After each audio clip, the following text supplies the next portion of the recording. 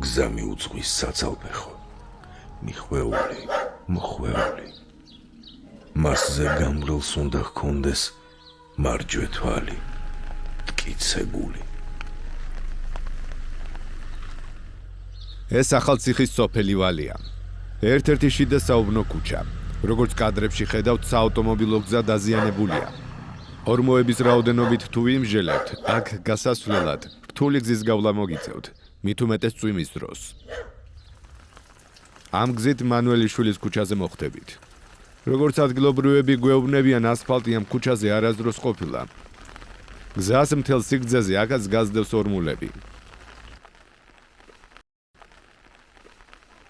ამ გზით კი კაკაჩიშვილის ქუჩაზე მოხვდებით. აქაც იგივე მდგომარეობაა. ასფალტი არც ამ ქუჩაზე ყოფილა დაგებული.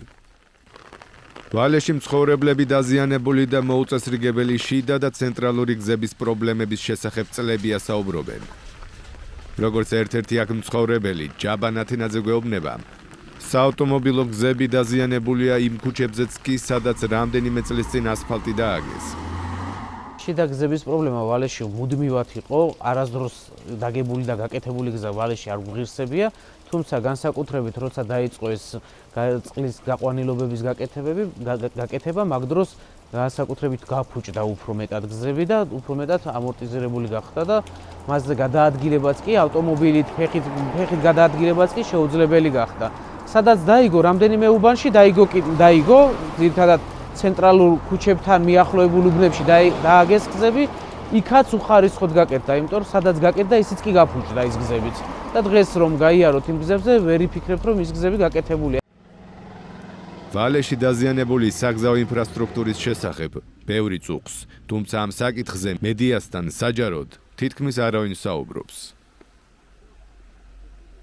რა გეგმა აქვს ახალციხის მერიას, აპირებს თუ არა და როდის საავტომობილო გზების მოწესრიგებას? კითხვებით მუნიციპალურ ორგანოს დაუკავშირდით, მათგან ინფორმაციის მიღებას ველოდებით.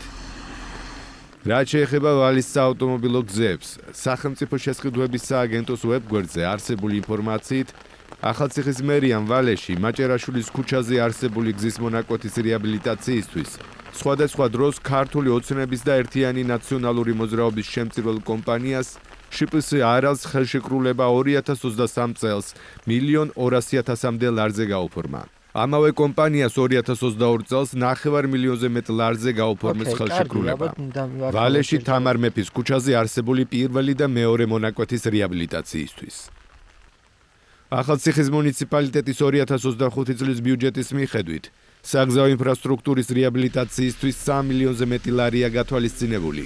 აქედან ახალი გზების მშენებლობისთვის 2 მილიონზე მეტი, ხოლო გზების მიმდინარე შეკეთებისთვის წელს 100.000-ზე მეტი ლარის დახარჯვა იგეგმება. ახალციხის მუნიციპალიტეტში დაზიანებული საავტომობილო გზების შესახებ ჩვენს რედაქციას არაერთი სიუჟეტი მომზადებია. მათ შორის რაბათის ციხის, ერთ-ერთ მთავარ ტურისტულ კომპლექსამდე მისასვლელ გზაზე დღემდე ორმოა, რომელიც დროდადრო მცირე ნაგავშემკრების ფუნქციას ითავსებს.